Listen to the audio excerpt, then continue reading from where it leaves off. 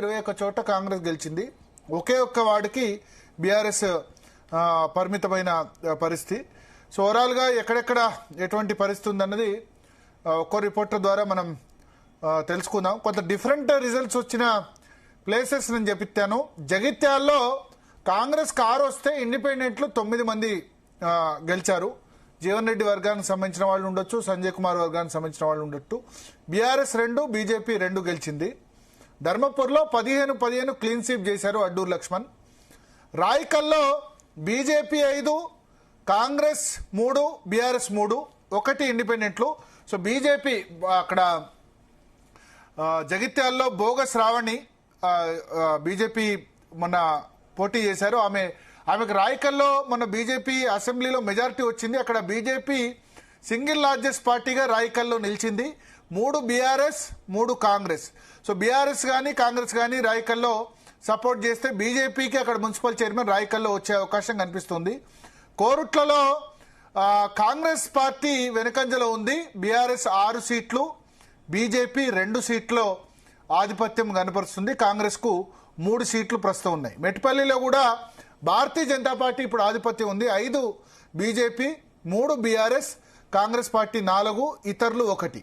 So ఇంకా పూర్తి results రావాల్సి ఉంది. కొరుట్ల 33లో 11 మాత్రమే వచ్చాయి, మెట్పల్లిలో 13 ఉన్నాయి. సో కొరుట్ల మెట్పల్లిలో కొంత కాంగ్రెస్ పార్టీకి నెగటివ్ రిజల్ట్స్ మనకు కనబడుతున్నాయి. జగిత్యాల్లో ఇండిపెండెంట్ల హవా మనకు కనిపిస్తుంది. జనగామలో 13 బీఆర్ఎస్ 13 బీఆర్ఎస్, 12 కాంగ్రెస్, 5 ఇండిపెండెంట్లు. సో ఇప్పుడు నేను చదవబోయే అన్ని కూడా రాష్ట్ర వ్యాప్తంగా PCR social media team alert, desk alert. రాష్ట్ర వ్యాప్తంగా అధికార పార్టీకి ఎక్కడ నెగటివ్ రిజల్ట్ వచ్చింది, ఎక్కడ పూర్తి స్థాయిలో గెలవలేకపోయిందని చదువుతున్నాను. దాన్ని ఎక్కువగా ఫోకస్ చేద్దాం. మోస్ట్లీ అధికార పార్టీ 50% పైగా మున్సిపల్ చైర్మన్స్ ఈజీగా సొంతంగానే గెలుచుకోబోతుంది. ఎక్కడెక్కడ నెగటివ్ రిజల్ట్ వచ్చింది అధికార పార్టీకి మన ప్రేక్షకులకి చదివి వినిపిస్తాను. ఆదిలాబాద్లో భారతీయ జనతా పార్టీ, ఆదిలాబాద్ మున్సిపాలిటీలో భారతీయ జనతా పార్టీకి 9 వచ్చాయి, ఇతరులు 1 ఇండిపెండెంట్స్. బీఆర్ఎస్ 4, కాంగ్రెస్ 3rd ప్లేస్లో ఉంది, కాంగ్రెస్ కేవలం 3. సో ఇప్పుడున్న ట్రెండ్ ప్రకారం ఆదిలాబాద్లో Bharatiya Janata party municipal chairman కైవసం చేసుకునే దిశగా మనకు వెళ్తుంది. నెక్స్ట్ పరకాల్లో తగ్గఫరిస్తున్నాయి బీజేపీ బీఆర్ఎస్ ఇద్దరు కలిసి. 14 సీట్లకు గాను ఇప్పటివరకు వెలువడిన దానిలో 7 కాంగ్రెస్, 4 బీఆర్ఎస్, 3 బీజేపీ. జగిత్యాల్లో ఇండిపెండెంట్ల హవా ఉంది. 6 కాంగ్రెస్, బీఆర్ఎస్ 2, భాజపా 2, ఇతరులు 9. జీవన్ రెడ్డి వర్గానికి సంబంధించిన వాళ్ళు 9 సీట్లు గెలిచారు. 6 కాంగ్రెస్ గెలిచింది. కాంగ్రెస్ ఇండిపెండెంట్ కలిస్తే ఇక్కడ ఫామ్ చేయొచ్చు. రాయకల్లో Bharatiya Janata party single largest పార్టీగా నిలిచింది. 12కు 12 రిజల్ట్ డిక్లేర్ అయ్యాయి. 5 BJP, 1 independent, 3 BRS, 3 Congress. So BJP BRS కానీ కాంగ్రెస్ కానీ ఇండిపెండెంట్ సపోర్ట్ చేస్తే ఇక్కడ మున్సిపల్ చైర్మన్ కైవసం చేసుకోవచ్చు. కోరుట్లలో 6 బీఆర్ఎస్, 2 బీజేపీ, 4 కాంగ్రెస్.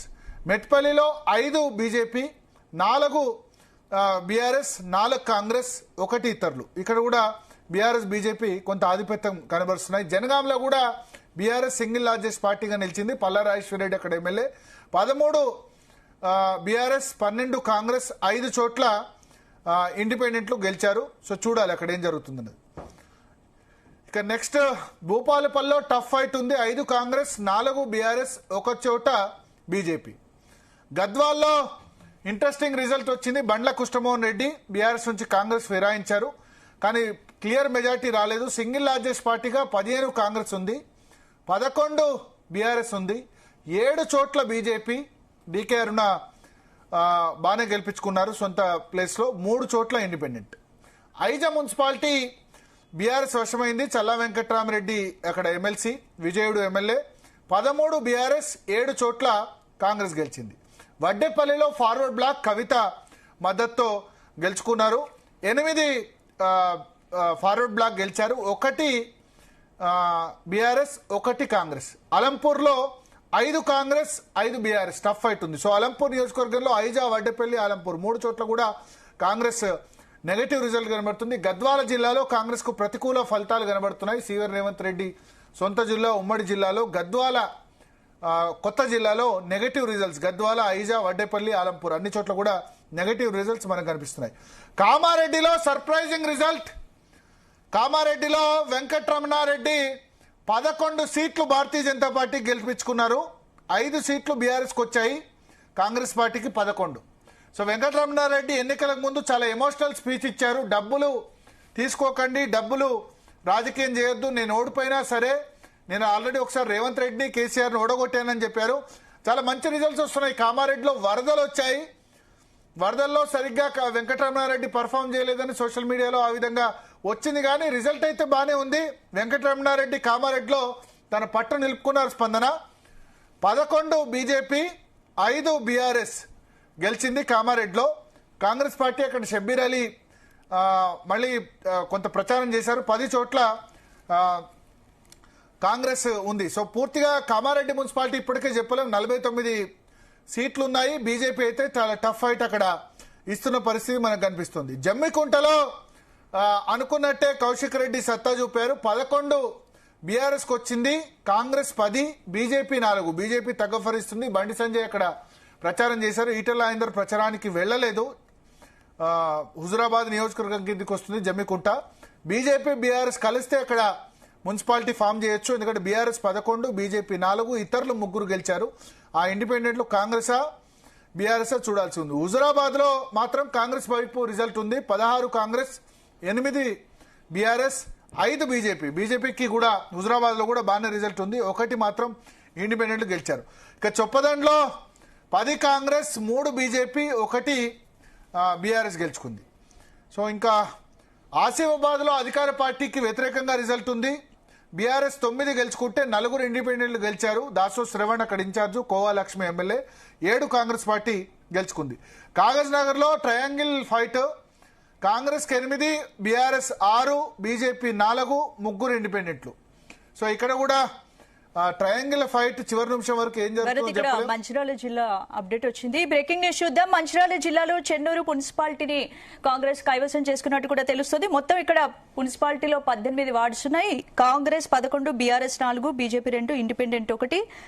ఓవరాల్ గా చూస్తే చెన్నూరు మున్సిపాలిటీని కాంగ్రెస్ కైవసం చేసుకుంది.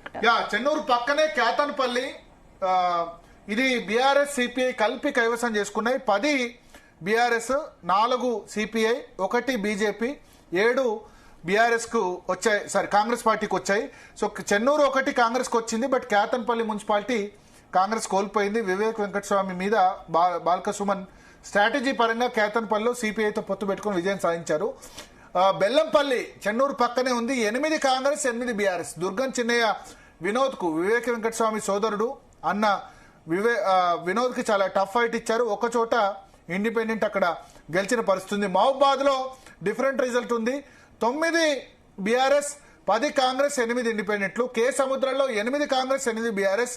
అట్లాగే తొర్రూరులో 7, ఇది పాలకుర్తి కాన్స్టిట్యున్సీ, 7 కాంగ్రెస్, 9 బీఆర్ఎస్.